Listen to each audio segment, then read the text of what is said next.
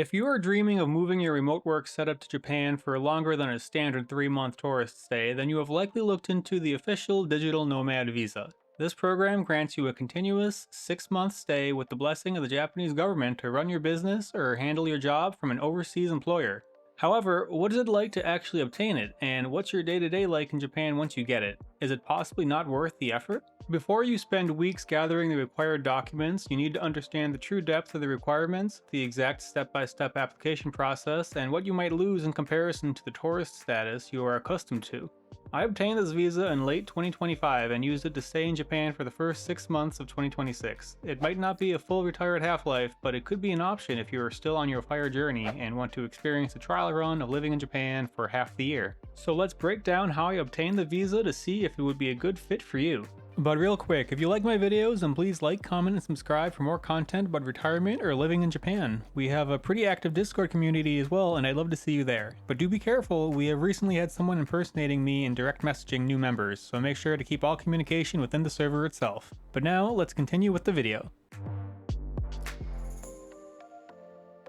The Japanese Ministry of Foreign Affairs did not design this visa for the average backpacker or budget traveler. Instead, it is aimed at foreign remote workers who have the financial flexibility to inject a decent amount of cash directly into the local economy without competing for local Japanese jobs. That's an important part. You cannot work for a Japan-based company on this visa, so if you're interested in it, I hope you have a decently paying remote job from another country. Japan wants to attract well-off, foreign professionals who will spend money on premium accommodations, dining, and internal travel, while ensuring those individuals remain tied to their home country's economy. If you work for a foreign entity that legally allows international remote work, this visa acts as a legal way to work while within Japan. It guarantees you can open up your laptop in a Tokyo cafe without technically violating the terms of your entry, since, strictly speaking, people are not allowed to work remotely as a normal tourist in Japan.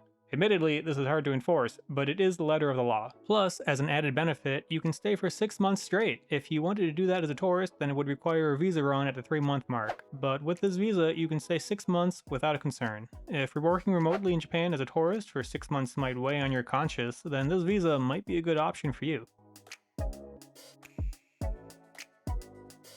The absolute baseline for even considering this visa is clearing 3 main hurdles. The first is the strict income floor. You must prove an annual gross income of at least 10 million Japanese yen at the time of your application. Right now, that is about $62,000 USD. Because of shifting exchange rates, this benchmark can change a bit, so you probably want to aim slightly higher to ensure you clear it when the visa agent finally sets eyes on your application. The second hurdle is the private healthcare mandate. Because this visa classifies you as a short-term temporary visitor, you are completely excluded from entering Japan's universal national health insurance system. To ensure foreign remote workers do not pass unpaid medical debts onto the local public system, you must present private health coverage that explicitly covers medical treatment for injury, illness, and death up to or exceeding 10 million yen. And you need to show proof that the coverage lasts the entire duration of your intended stay, meaning that month-to-month payments is not enough in my experience. The third hard requirement is your nationality. This is available to a lot of nations, but not everyone. I suspect most of my typical viewers are fine, but do take a look at the list on screen to make sure your country is eligible. As you can probably tell from my voice, I'm American, so thankfully this was fine for me. If you can handle those 3 requirements, then let's talk about the process. Unlike a tourist entry where you simply show up and get a stamp at the border, the Digital Nomad Visa requires a formal process. You have a visa in your passport once you step off your flight. Now, you can do this whole process from the comfort of your home country. This actually skips some legwork for you, but I was quoted a 2 to 3 month timeline for this option. If you want to do this, then you just need to visit your embassy or consulate with the required documents or mail them in with a return envelope. However, one of these documents is your passport, so if you are okay with being without your passport for up to 3 months, then go for it. But that wasn't acceptable for me. Now, technically speaking, this visa process has 2 parts: getting a certificate of eligibility, otherwise known as a COE, and then getting the visa. I'm told that when you do the entire process outside of Japan, the embassy handles both steps at once, and that causes the long wait since they need to collaborate with officials within Japan for the COE. I happened to already be in Japan though as a tourist when I decided to apply for this visa, so I thought, can I just get the COE myself? And the answer was yes. I got this idea from a couple friends that acquired the long stay for sightseeing visa. Basically, I went to the immigration center in Shinagawa, waited many hours in line, and submitted the COE application myself. The required documents included 1. A completed COE application form. You don't need a sponsor and it will be the U-type visa. 2. A 30mm by 40mm photograph of yourself. You can get one of these at a photo booth that are located around Tokyo. 3. A return envelope with your Japanese address at the time pre-written on it. 4. A description of intended activities form that you can get online. 5. A tax certificate or income certificate that proves your income. 6. Documents proving the applicant's current work status, such as a job description. 7. Explanation of coverage under medical insurance form, which describes exactly what your medical insurance covers. And 8. A copy of private medical insurance enrollment certificate that most companies should provide you. The timelines for processing this vary greatly, and that is the worst part of this process in my opinion. They even told me it could take 3 months just for the COE in Japan. I only had 2 months left in Japan as a tourist, but I decided to gamble that it would be enough. Once I submitted my paperwork, it took 3 weeks to get a response, but that ended up being a letter saying I didn't submit proper coverage for health insurance forms. I had only started a month-to-month plan, but I needed to pay it all ahead of time. So I paid that, got a new certificate, and had to return to the Immigration Bureau for another 4 hours to amend my application. 2 weeks later, I received my actual COE in the mail, so it took a total of 5 weeks for me, but that could have been maybe 4 weeks if I hadn't messed up the insurance. Quick tip, I had to receive the letter in person and they wouldn't just leave it in the mailbox. You should also make a copy of both sides of the COE immediately for your records and for future use. With COE in hand, I returned to New York as usual and then used it to apply for the visa itself through the mail. Since I already had the COE, I only needed to mail in these items. 1. A visa application form with yet another photo. 2. My passport. 3. The COE, should be a copy of both the front and the back. 4. Proof of address, I just used a copy of my US driver's license. 5. A return envelope with prepaid postage, I usually use USPS flat rate envelopes. And 6. A release form in regards to your passport being sent through the mail. Since I handled the COE part myself, this visa process only took 9 days, including the shipping. This was a much more acceptable amount of time to be without my passport. I am sure their processing times vary a lot, but 5 weeks for the COE and 1.5 weeks for the visa was my experience here. As I stated before, you can also submit most of the same documents to your embassy and they will handle the whole process from COE to visa for you, but I was quoted a much longer period of time. I'm also unsure if they send you the COE along with the visa, so if you use this method, you may want to ask about that specifically. Honestly, if you were going to be staying in your home country anyway for a few months, then this is probably the better option, but I spend so much time outside of the US that getting the COE myself just happened to work out better. Either way, the visa has a validity period of a few months in which you are allowed to enter the country and basically enable the visa. The 6-month period of time officially begins once you're through immigration at the airport. Another tip if you do this, or if you obtain any visa, you should bring a copy of your COE to the airport as well. I did not, and it became a headache for the immigration agent. They want to take a copy when you arrive, so be sure to have it on hand if you have one. With all that done, I started my 6 months in Japan as an officially recognized digital nomad, and discovered that I missed some aspects of being a tourist. So, in terms of benefits, the Nomad Visa only really has 3 in my mind.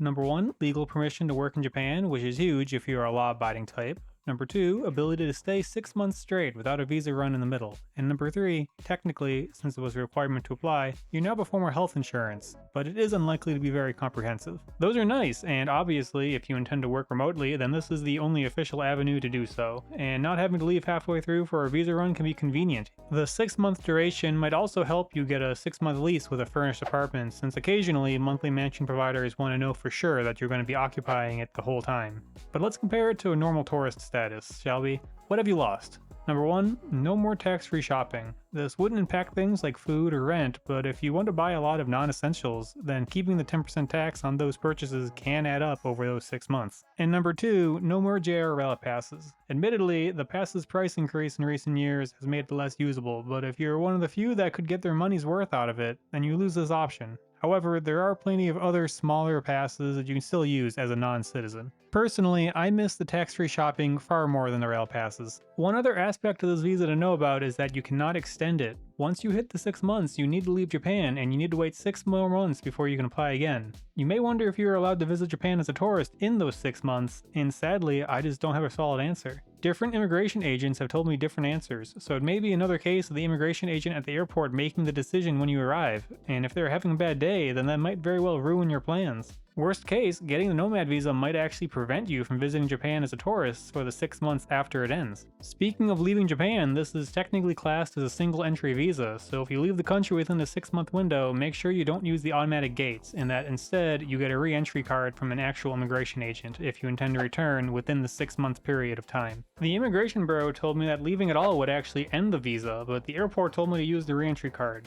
I'm unsure who would be more accurate in this case. This is such a seldomly used visa that many immigration and consulate workers just don't seem to know the right answers to questions pertaining to it. Finally, one thing you don't gain is a residence card or access to the Japanese national health insurance. I even saw them print out the residence card at the airport when I arrived, but then immediately threw it out. This means you probably won't be able to do things like open a bank account or rent a normal apartment. You'll still be stuck to hotels or short-term rentals, unless you buy a property outright, I suppose, but you can do that as a tourist too. All that to say, this visa does not grant you a residence status at all. You are, for all intents and purposes, just a different class of tourist. When you look at the entire picture, Japan's Digital Nomad Visa should not be viewed as an easy way to experience local life, but rather as a legal shield of sorts. It requires a somewhat tedious application process compared to a normal tourist visa, but your day-to-day is not really any better than that of a tourist. In fact, you lose some great tourist-exclusive benefits without gaining much in return, except the right to work in Japan remotely. That is, of course, not insignificant, and is indeed the proper and legal way to handle remote work. However, it would be naive in my opinion to think that people visiting as tourists aren't working remotely if they want to. It is illegal, but it is also just too hard to easily police. So in practice, having the Nomad Visa really only has the benefit of staying 6 months straight. If I can share my own opinion, I don't think the Japanese government actually cares that tourists work remotely 6 months of the year sometimes. The laws were written before remote work was possible at the scale it is today, so I think they just made the Nomad Visa to have a legal answer to it on the books. That's just my theory anyway. The actual differences between a tourist and a nomad visa holder are so minimal that this really just feels like it would have been easier to update the tourist status to permit remote work and just call it a day. Nomads receive none of the benefits from residency while losing some of the perks of a tourist. It might actually be one of the least ideal statuses to be granted while staying in Japan. I'd argue that depending on your purchase habits, losing tax-free shopping may cost you more money than a quick visa run to Korea for a few days. So there isn't much cost savings to becoming a nomad versus a tourist either. If you can comfortably clear the 10 million yen income floor, value absolute legal compliance above all else, and want the guarantee of a solid continuous 6-month block of time, then this visa could give you a total peace of mind. However, if you want to avoid months of legal filings, prefer to retain your eligibility for tax-free shopping and rail discounts, or fall below the strict income line, navigating a standard tourist path across separate, distinct holiday trips remains the better option in my mind. I hope you enjoyed the video. As regular viewers know, my videos are not approved for monetization yet, or maybe ever, so if you like the content and would like to support its creation, please consider checking out my Ko-fi or my Patreon. I've received 2 donations through Ko-fi from Discord members. Thank you both so much. I also just received my first paid patron this week, and while he asked not to have a shout out by name, I just wanted to say thank you very much for being the first of hopefully many. If I continue to receive support, then that would help me finance other videos, so please let me know what you'd like to see in the future. Hopefully AdSense can be worked out at some point too. I am still enjoying hearing from viewers in Discord, so I hope to see you there. I would like to maybe set up some meetups in Japan in the coming months if people are interested. As always, thanks for watching, and I'll see you next time.